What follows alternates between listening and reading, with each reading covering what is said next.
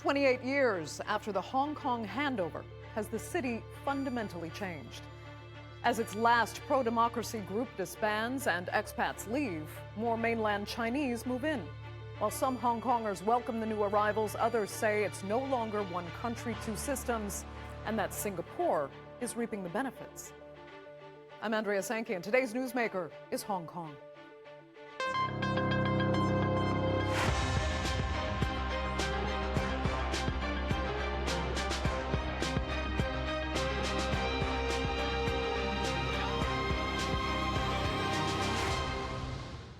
Well, it's been 5 years since Hong Kong's national security law took hold, and coinciding with that anniversary, the city's League of Social Democrats party has disbanded.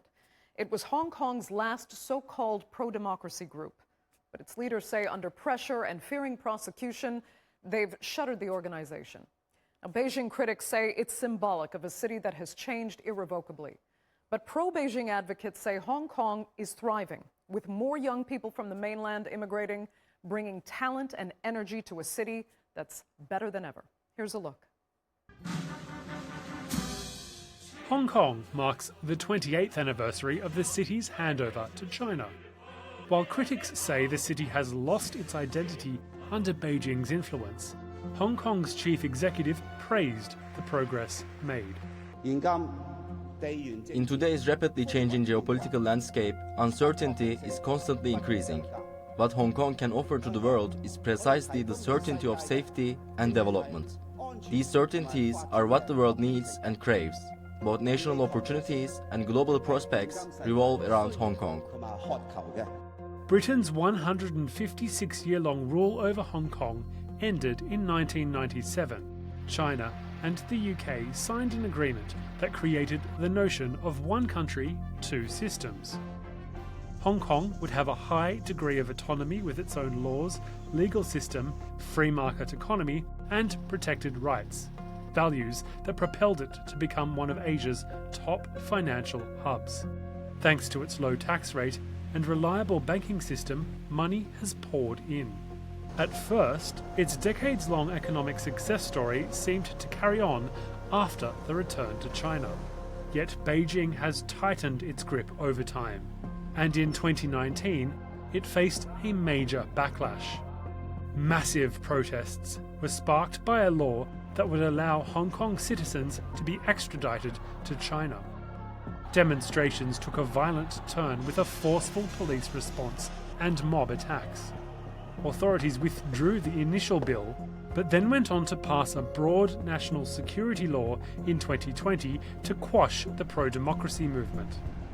Last year, the city expanded the law with Article 23, which makes it easier to prosecute individuals, civil society, and businesses. And today, Hong Kong has no official pro-democracy party, after the last one announced its disbandment last week, citing immense political pressure. Who imposed the NSL to Hong Kong? Everybody knows he's from the Chinese government. Okay, so in my opinion, I'm so to know there's one country, two systems had already one country, one system already. The political crackdown has shaken Hong Kong's status in global finance. In recent years, many multinational companies have moved their headquarters out of the city.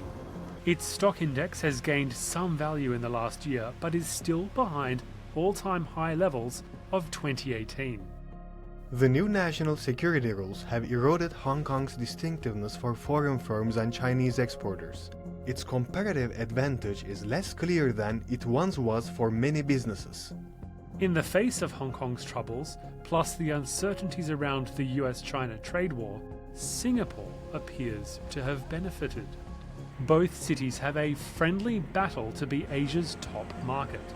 Just like Hong Kong, Singapore also applies low tax rates and has a business-friendly system, and the city has begun to host the investments that are leaving Hong Kong. Despite the two having very close GDPs per capita 2 decades ago, Singapore's GDP per capita is now significantly higher than its rival. Hong Kong is also facing a brain drain crisis, as more expats and Chinese nationals are fleeing Beijing's clampdown. The city still holds a prominent place in the global economy, yet the trajectory may not be as optimistic as Beijing hopes for. Well, joining me now to take a closer look at Hong Kong today are from Hong Kong, China strategist Andrew Leung, and from London, exiled pro-democracy activist and founder of Hong Kongers in Britain, Simon Chang. Thanks both so much for being with me. Simon, I'll just start with you and ask first what you make of the disbandment of the League of Social Democrats. It's said to be the last pro-democracy movement, and some say its end is really symbolic of the demise of the one country, two systems arrangement, and it's a change for the worse. Well, that is a very sad story for Hong Kong because, as you see, that is one of the last major pro-democracy and opposition party that they said they have to disband themselves. All of us believe that they are suffering a massive pressure, especially after the sweeping national security law has been imposed on Hong Kong soil.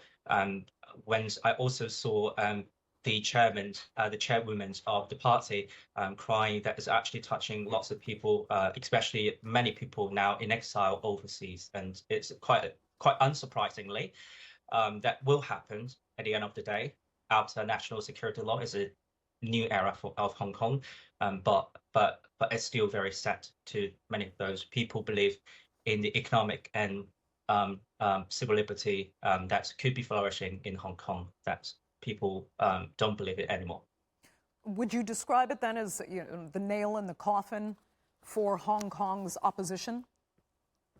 Well, that is a dead nail of the one country, two system, at least. That's the traditionally thinking that the Hong Kong system should be intact and it should be protected based on the basic law.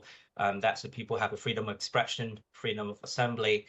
That is no anymore. So definitely that is a dead nail of the promise of Beijing, and even that have been promised in to the world.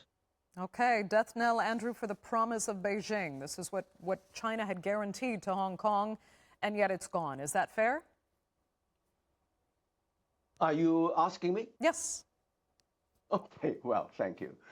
No, I don't agree with this interpretation. I think that this protest ending up with the imposition of the national security law reflects tragically two dynamics.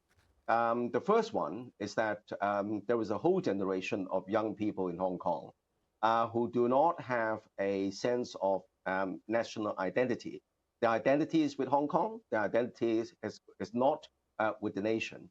And this is due to all the years of the handover. The education is concentrating on practical subjects like economics, law, medicine, accountancy, but without personally experiencing and also visiting what's happening on the mainland for the past 30 years or so.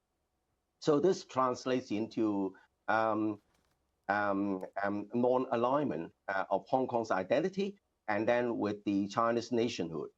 So that's the first tragedy. The second tragedy is a major misunderstanding of the basic law. Now, my co-panelists refer to the basic law. Of course, the basic law guarantees freedoms, and even Hong Kong has enjoyed the dubious reputation as a city of protests, which is good. That's what Hong Kong constitution allows. But unfortunately, there is a lack of attention to the equally important part of the basic law, which is, of course, is part of China. And then the great misunderstanding is that under the joint declaration with Britain, there is no, repeat the word no, provision for one man, one vote. You can check up on the joint declaration. But however, in the Hong Kong's mini constitution, which is Hong Kong Beijing's law, there is a provision for universal suffrage, one man, one vote. But the condition is that the candidates must be pre-screened.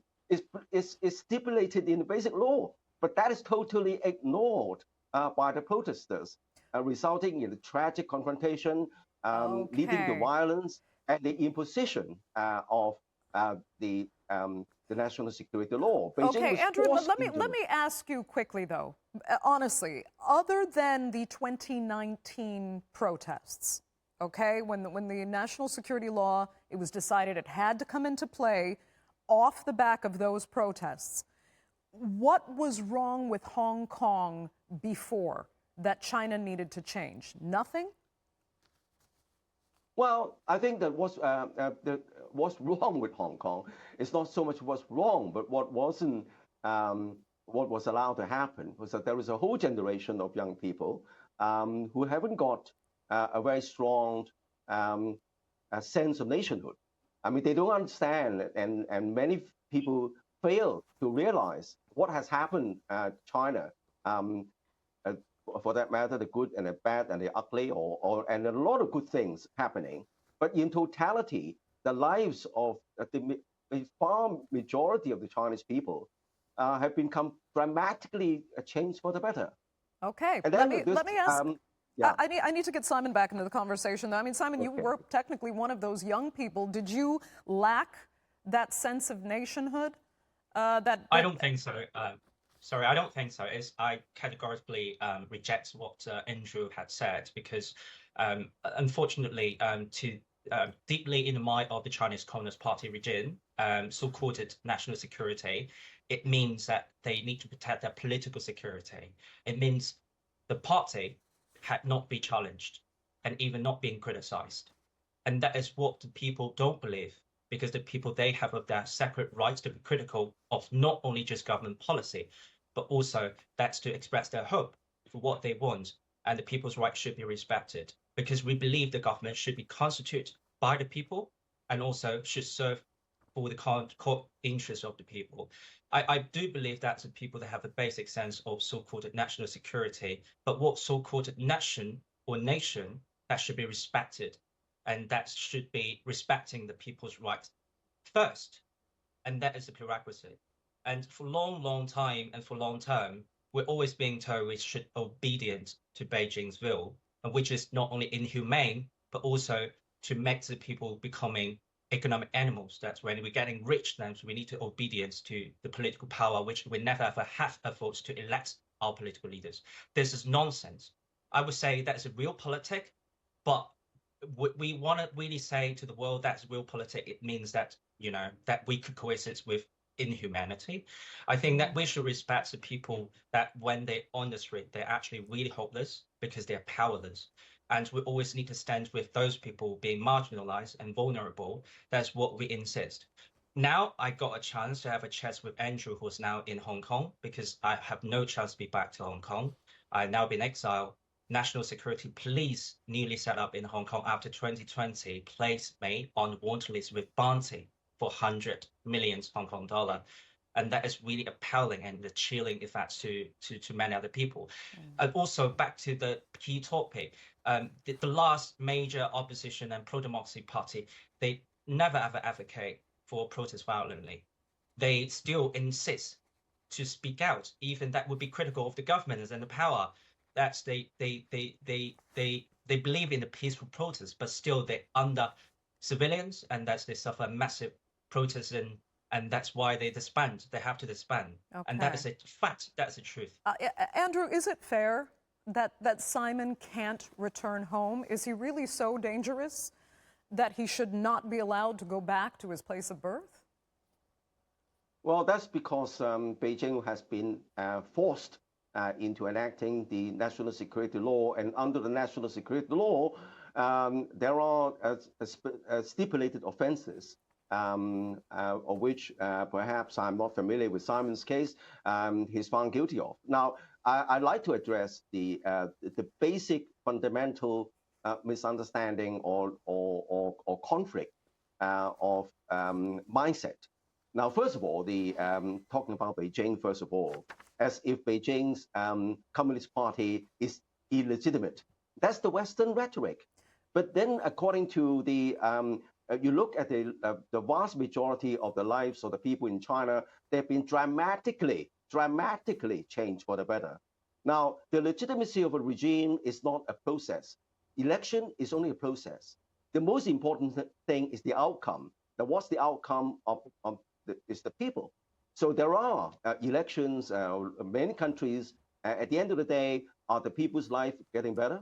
Therefore, as far as China is concerned, I'm not talking about the whole period of China, but at least during the past 40 years or so, it's been internationally recognized. And when I say so, I'm quoting the Harvard Kennedy School study. You Google that, Harvard Kennedy School Center report out about 3 or 4 years ago, and you survey all the governments around the world. I mean, it's not the first time they're doing this, and they found that the support of the people of their government, China ranks really on the very top, multiple ranks above the United States and many other countries, democratic countries. And that's also, quote, another source, which is based in New York, which is called the Edelman Trust Barometer. And they found the same results. I can see Simon disagrees with those studies. And Simon, above that, I mean, Hong Kong's chief executive also says that the city today offers the certainty of safety and development, and that, you know, these certainties are what the world needs and craves. So it is basically pure upside to what, from Beijing's view. But you see what, a tremendous cost, and you find these studies to be slanted? Is that what you're saying?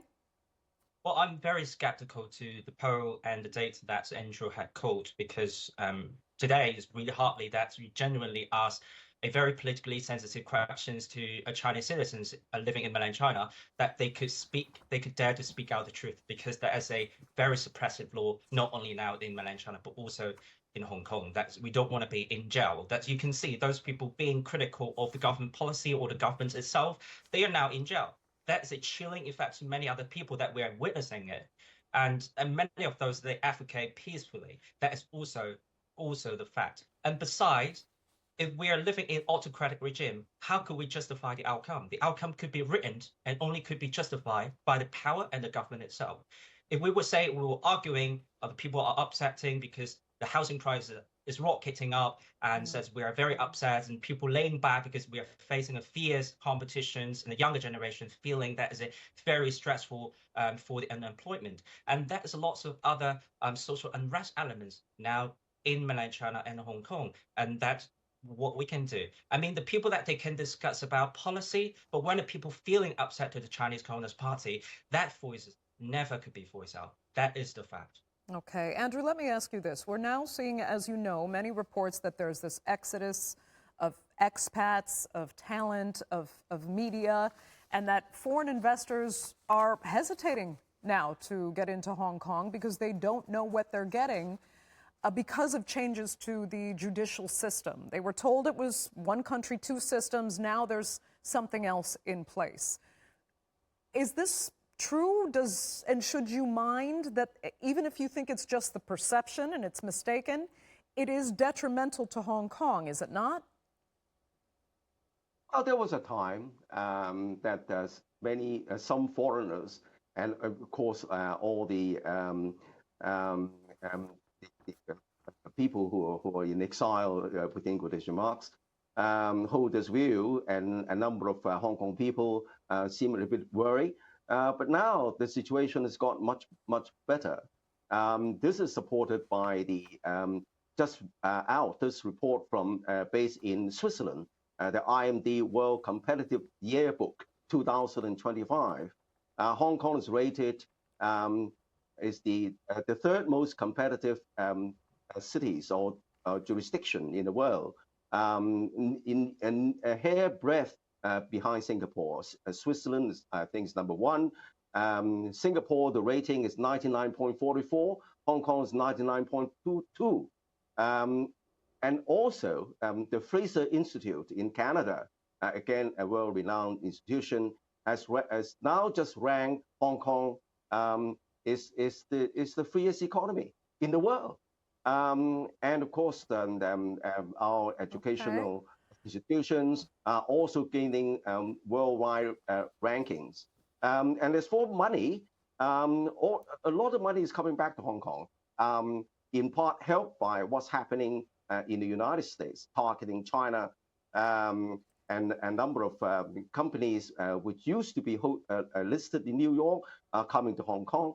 And then That's interesting, though, Kong Andrew, is, because a lot of set to- arguments are made that the United States, the dynamics there now, are specifically harming Hong Kong, and that's where Singapore is gaining. Singapore now has an advantage via fewer U.S. export taxes over China. Trump's trade war is obviously more with China than with Singapore, who's only been hit with 10%.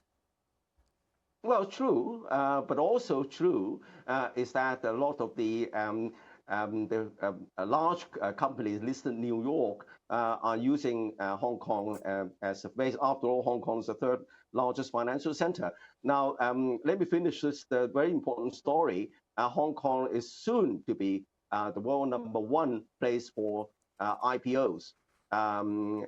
It's a hairbreadth within this, and then there's a listing coming on in September, which has already been approved. And when that happens, Hong Kong is bound to become the #1 destination for international IPOs. Now, one thing more important, apart from money, is the recognition of Hong Kong as a base for mediation, international mediation. I'm talking about because the international organization founded under the United Nations, the International Organization for Mediation.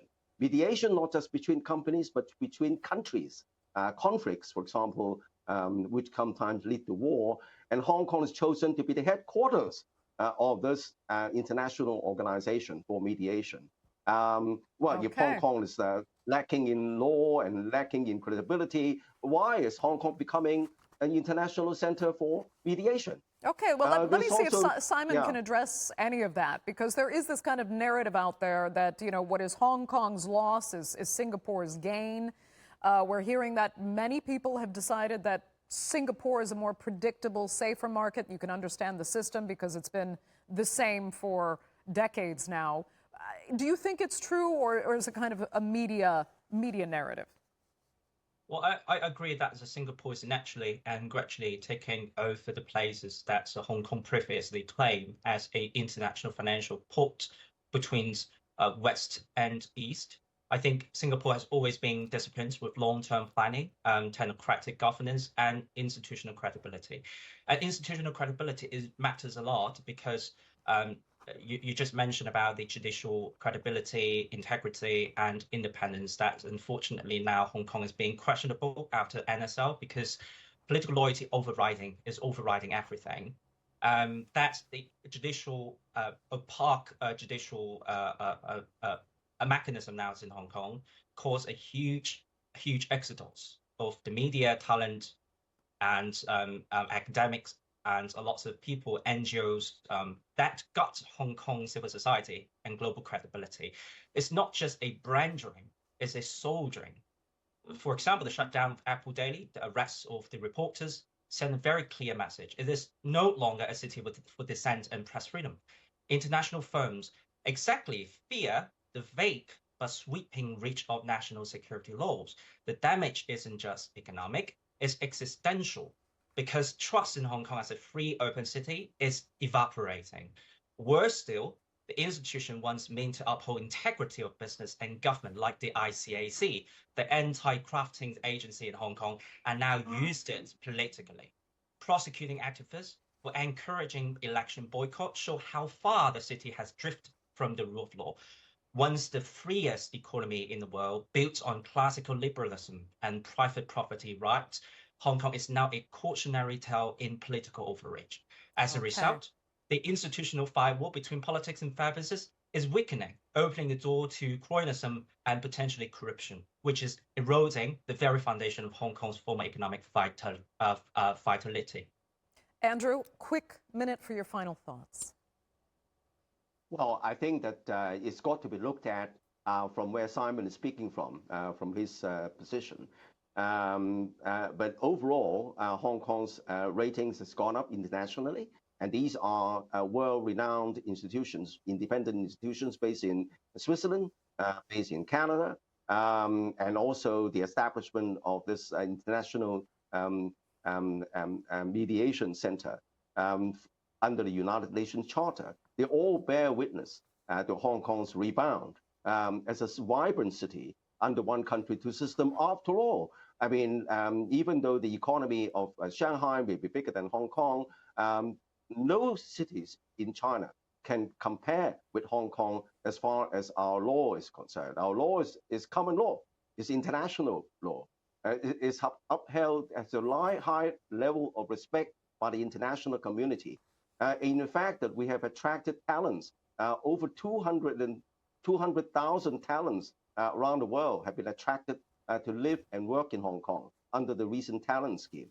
Okay. I mean, these are not fools. So, okay, I hear what Simon's saying, but I think that things must be looked at on the ground and see what's happening. And in fact, according to a lot of friends and even the American consulate staff, when they first came to Hong Kong, they said, "Wow, Hong Kong is such a great city, a safe city." Yeah.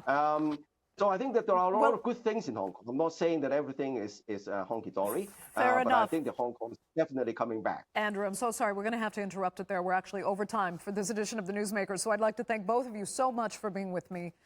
Greatly appreciated to have your insight. Our viewers, of course, for joining us. Remember, you can follow us on social media, and do be sure to subscribe to our YouTube channel. I'm Andrea Sankey. We'll see you next time.